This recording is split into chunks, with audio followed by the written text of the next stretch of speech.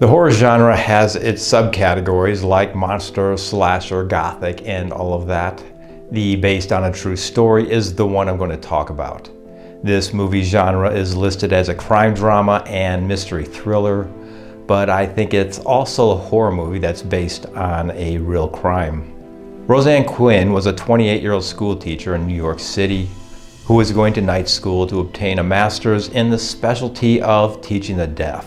In 1973, she was stabbed to death by a man she had met at a bar. Her parents were devout Catholics, she was well-liked and had a lot of friends. When she was 13, she spent a year in the hospital after a back operation due to scoliosis. She also liked to go to bars alone, use drugs, and have one-night stands with men. The last man she met, John Wayne Wilson, who had a long arrest record, killed her and did some gruesome things to her body. This got a lot of media attention. Here's this young, hard-working Catholic woman that wanted to teach deaf children, but also liked using drugs, alcohol, and picking up strangers for sex. A fictional book was written based on this story called Looking for Mr. Goodbar. Goodbar was one of the bars the female character in the book often went to. Then in 1977, a movie was made of this book.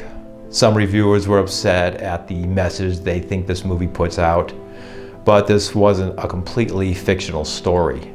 Unlike so many of the so-called based on true crime movies that are sometimes rarely close to what actually happened, this movie closely resembles the story of Roseanne. In the movie, Teresa is a young school teacher in New York. While in college, she lives with her strict Catholic parents and suffers from body image issues following a childhood surgery for scoliosis. She later finds out that this may be genetic, as her aunt had the same condition and committed suicide. This is something her father refuses to talk about. Eventually, he admits that her aunt probably committed suicide due to how he and his brothers treated her, and the guilt of it may have led to him being so overbearing with his daughters and an angry drunk at times. Teresa is reluctant to have children of her own because she's afraid she may pass her condition on to them. She also has an older sister who appears to be a good, obedient girl, but she gets married on a whim, has multiple affairs, a divorce, a secret abortion, recreational drug use, and a second short-lived marriage to a man where they share their bed with other people. Teresa falls in love and loses her virginity to her older and married college professor. He callously ends their affair just before her graduation, leaving her feeling used and lonely. She takes a job teaching deaf children and is a caring teacher. She frequents bars at night where she meets Tony, a young, good-looking guy who's kind of erratic. She ends up bringing him to her apartment, taking cocaine, and sleeping with him. Tony leaves in a hurry and gives her a Quaalude to counteract the cocaine, then disappears for a while, and she initially misses him. Through her job, Teresa also meets and dates a welfare caseworker named James. Her parents approve of him, seeing him as a potential husband for her. However, the couple don't have sex because he wants a traditional courtship. Although he initially seems nice, over time he becomes jealous and controlling of her, and shows signs of being just as selfish as Tony. Meanwhile, Teresa begins to go out to more bars, continuing to have sex with strangers. Tony eventually returns. He barges in on her while she's with another man and chases him away. Tony becomes abusive, and Teresa realizes that he's just some street hustler who's trying to screw people out of their money. She breaks up with him, but he stalks and harasses her. After imagining what could happen if Tony were to turn her into the police as revenge, she gathers up all the drugs in her apartment and flushes them. With the new year approaching, she resolves to take control of her life. On New Year's Eve, she meets Gary in a bar and talks him into helping her avoid James. Gary has been living with his gay lover, but lies to her, telling her that he has a pregnant wife in Florida. When they are in bed together at her apartment, Gary finds himself unable to get an erection. He sniffs alkyl nitrate, then begins mumbling and acting weird. Teresa tells him that it's okay if they don't have sex and tries to get him to leave, but Gary misinterprets this as questioning his sexuality.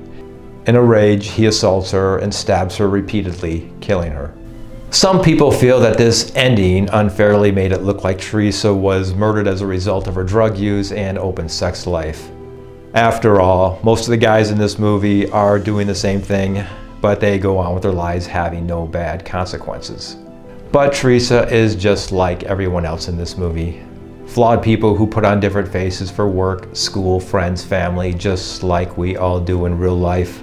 The father is a hard-working, devout Catholic who's also a mean drunk, trying to deal with the guilt of his sister killing herself. Her sister seems to be a good daughter, but is out of control with her lifestyle. Her professor was smart and driven, but also cheated on his wife and treated Teresa like garbage. James wanted a relationship with her, has a good job helping with the underprivileged, but he wants to control her and even stalks her and nearly becomes abusive when she doesn't submit to him. Tony is charming and seems like a fun guy, but is just using everyone he comes across. And the last guy she meets seems like a sweet, quiet guy who turns out to be the real villain. So as for what genre this movie is, most of it is sort of a drama. And as it goes along, maybe it's a bit of a crime and thriller. But the ending, where Teresa, just like Roseanne Quinn, meets the monster, and not like some mass killer stalking teenagers, but a real monster.